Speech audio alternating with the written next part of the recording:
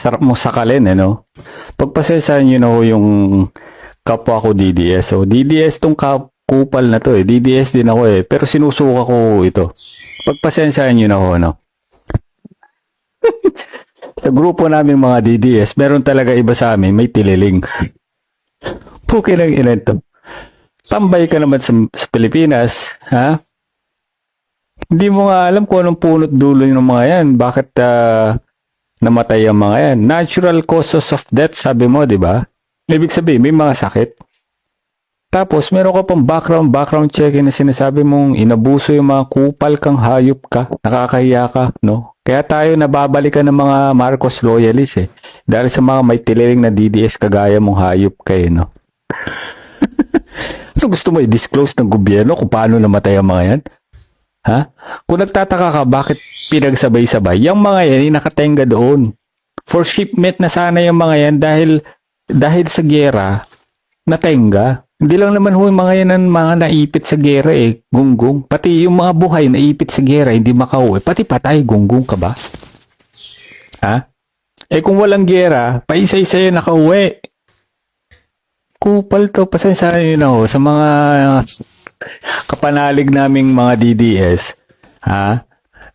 Pagpasensyahan nyo na at merong isang salot, ubod ng tayo ang utak, ang napadpad sa social media at kung ano naman, hindi na naman po nakainom ng gamot ang aming kasamahang DDS. Pagpasensyahan nyo na po. Parumi. Po, kira-kira to. Sarap mong, Pilipitin na leg eh. Para po sa konteksto mga kababayan, yung pong mama sa taas at saka po itong nasa baba, pareho po silang DDS. So, ito pong DDS na nasa taas, binabatikos po niya, ito pong kapwa niya DDS na nasa baba. Binabanatan po ng DDS na nasa taas, yung kapwa niya DDS na nasa baba. Dahil po, nagpakalat po ng intriga or malisyosong kwento, ito pong DDS na nasa baba. Yun po yung pagkakaunawa ko. Meron po kasing napabalita na may mga labi po ng OFW na dumating po sa bansa na magkakasabay, no? So, yun po yung naunawaan kong ginawa ng intriga ng DDS na nasa baba. So, yung balitang yun, na nabasa siguro nitong DDS na ito na nasa baba, nagkaroon po siya ng pagkakataon para magpalaganap ng intriga or malisyosong kwento. Yun po yung naunawaan ko po, no? Sa nangyaring ito. Yung po kasing mga labi ng OFW na yon, iba't ibang date po sila pumanaw. At pumanaw po sila dahil sa mga iba't ibang karamdaman, natural causes. Iba't iba po yung uri ng pagpanaw nila.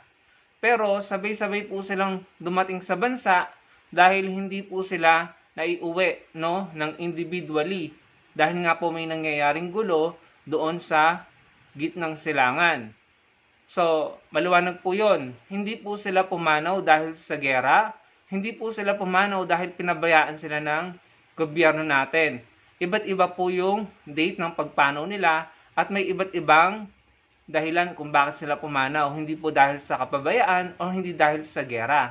Pero sabay-sabay po silang inuwi sa bansa dito sa Pilipinas dahil nga po hindi sila maiuwi ng kanilang mga pamilya ng isa-isa, no, or ng kanya-kanya dahil nga po may gulo.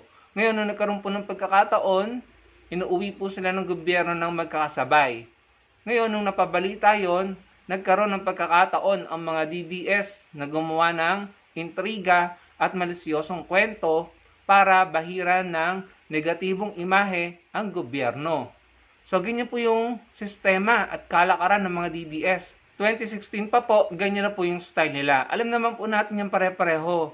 Pag meron po silang nakitang pagkakataon na magpakalat ng fake news, intriga at malisyosong kwento, conspiracy theories na ikasisira ng mga hindi nila sinusuportahan, gagawin nila yan. They will take the opportunity and they will take advantage para makapagpakalat ng malisyosong kwento at intriga. Alam naman po natin na si Duterte, umamin siya na sila yung nagtatanim ng ebidensya at intriga. Inamin po yan ni Duterte, so alam na po natin kung saan nagmana ang mga DDS na gumagawa ng ganyan.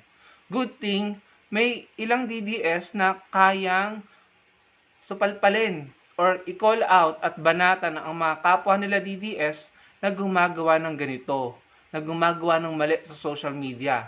So, dito po kay kuya na isang DDS, yung nasa taas, buti ginawa mo yan.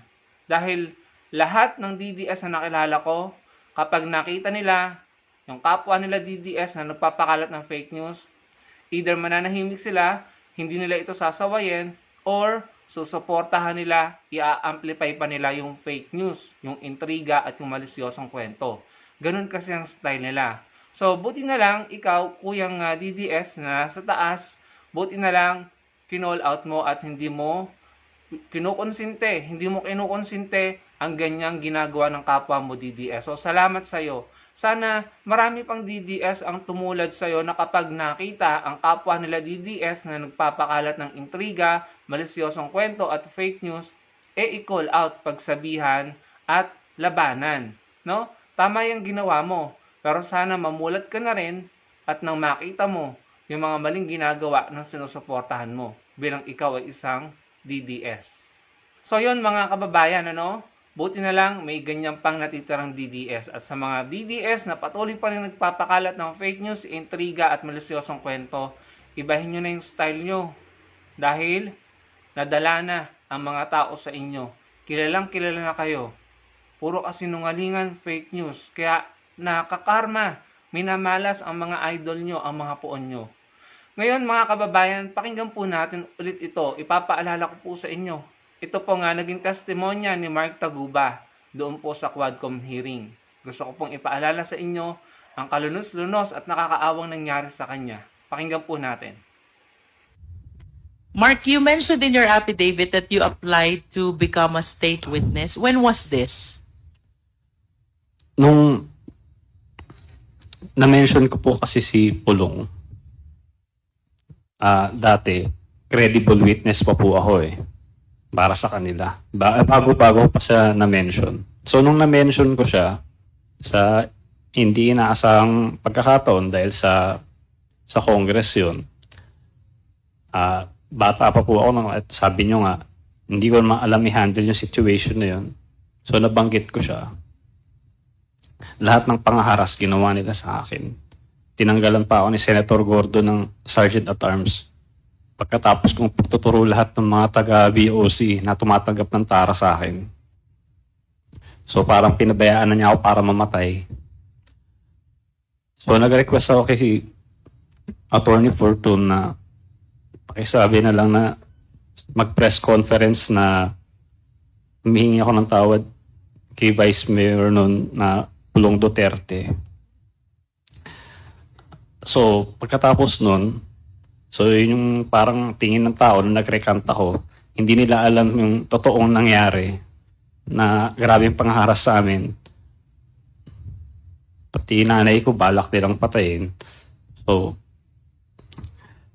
the day after yata nun, tumawag hindi ako nagkakamali, kinontak niya si Attorney Raymond Fortune, kinontak ni Senator Lacson para pumunta sa opisina niya sa BGC. Tapos nung nandun kami, tinanong niya ako bakit ginawa ko yun. Sinabi ko nga dahil nga puro nga mga death threat yung natatanggap ko. So, tapos tinanggalan pa ako Sergeant at Arms. Sabi niya sa akin, tutulungan niya mabalik yung Sergeant at Arms ko. At baka pwede rin mailagay akong state witness. So, naibalik yung Sergeant at Arms ko nun. Pero yung state witness, hinarang ni Senator Gordon. Kaya, ngayon, walang nakasuhan na customs, ako lang ang nakasuhan. Ang kinonvict nila sa akin na kaso itong drugs na to, na wala talaga akong kinalaman. Yung mga bagay na may mga ebidensya, yung ginawa namin ng presentation ni Senator Lacson noon, yun yung mga taong walang kaso. Mga na-promote pa, narinig ko kay, dito, kay Jimmy. So, ganun yung naging justice dito sa Pilipinas. Ayun nangyari sa amin. Ayun mga kababayan, napakinggan nyo po. Alam nyo po, kawawa po talaga ang nangyari sa mamang ito. kay Mark Taguba. Maliit na tao, broker lamang, pero siya po ang binigyan ng napakatinding parusa. As if siya yung mastermind ng pagpasok ng mga magnetic lifter na iyon na may bilyones na halaga ng shabs. Awang-awa po talaga ako sa taong ito dahil para sa akin, biktima siya ng palpak, ng kayabangan, ng mayabang, ng sablay, ng war on drugs ni Duterte. Para sa akin, hindi nalalayo ang nangyari sa kanya sa mga biktima ng EGK. Mahihirap, street level, pero sila yung pinuruhan. Yung mga big time na mga D-Lord, malaya. Hindi naman napanagot. Yung nangyari po kay Mark Taguba, siya po yung napagdiskitahan. Sa kanya, nabunton ang parusa. Pero yung mga nasangkot na pangalan, alam naman po natin yun sila eh. Si Pulong, si Man Scarpio, si Michael Yang, 3 tao na malalapit kay Duterte. Malaya. Hindi pinaimbestigahan ni Duterte. As a matter of fact, yung isinalaysay po ni Jimmy Guban, tila pinrotektahan pa. Huwag daw banggitin ang mga pangalan. Hindi po ba? Narinig po natin yan. Mangyak-ngyak si Jimmy Guban. If I'm not mistaken, Jimmy Guban ang pangalan niya. No? Na nakakulong din ngayon. Mangyak-ngyak nung sinasalaysay na pinagbantaan siya. Na wag daw babanggitin ang pangalan ng 3. Kaya si Senator Antonio Trillanes hindi tinitigilan ng issue na yan eh. Kasi hindi po pwede na mga maliliit na tao lang ang pinakulong nyo. Na most likely, inosente.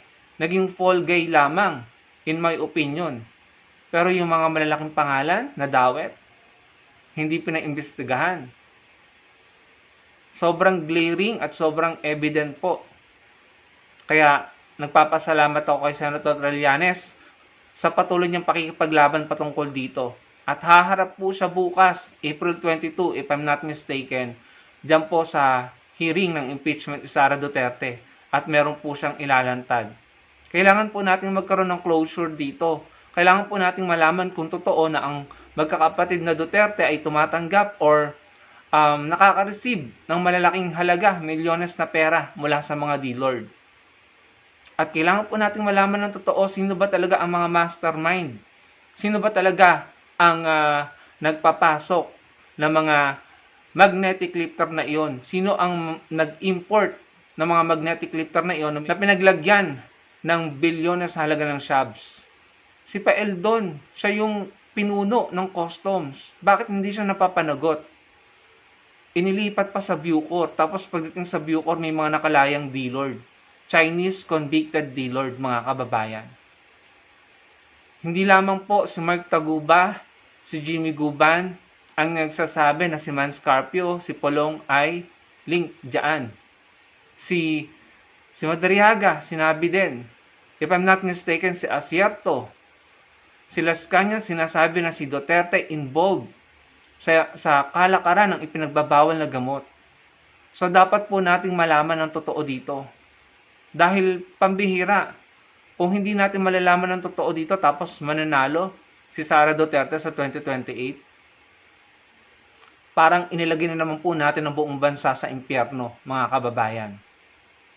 Nung panahon ni Duterte, anong lumagana? Pogo, Farmally, EGK, magnetic lifter, illegal gambling, isabong, at kung ano-ano pang uri ng korupsyon sa iba't ibang ahensya ng gobyerno, mga kababayan.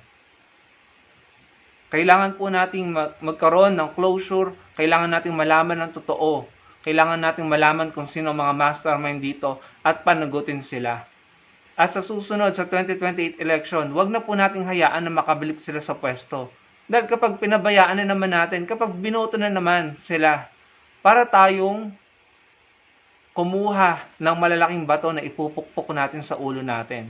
Para nating niloko ang sarili natin. Para nating ipinahamak ang sarili natin.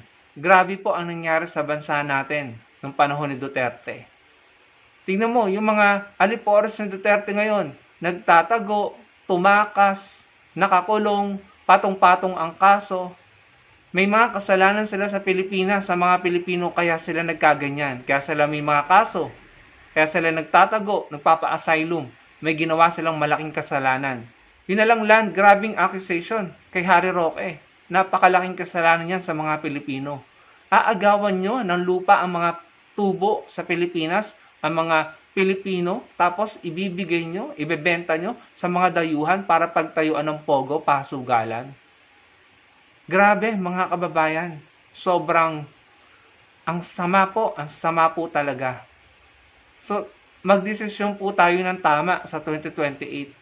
Huwag po tayong magpalinlang, huwag tayong magpaloko, huwag tayong magpauto. Yung pang West Philippine Sea, pinabayaan. Yung mga mangingisda natin, halos umiyak na. Huwag po nating hayaang maulit ang mga ito. Huwag po nating hayaan na makabalik ang mga masasama at sindikatong politiko. Dahil sila lamang po, mga sariling pang-interes lamang nila at ng pamilya nila ang kanilang poprotektahan at ang kanilang pagsisilbihan. Maging matalino po tayo bilang mga Pilipino. Salamat po sa panonood.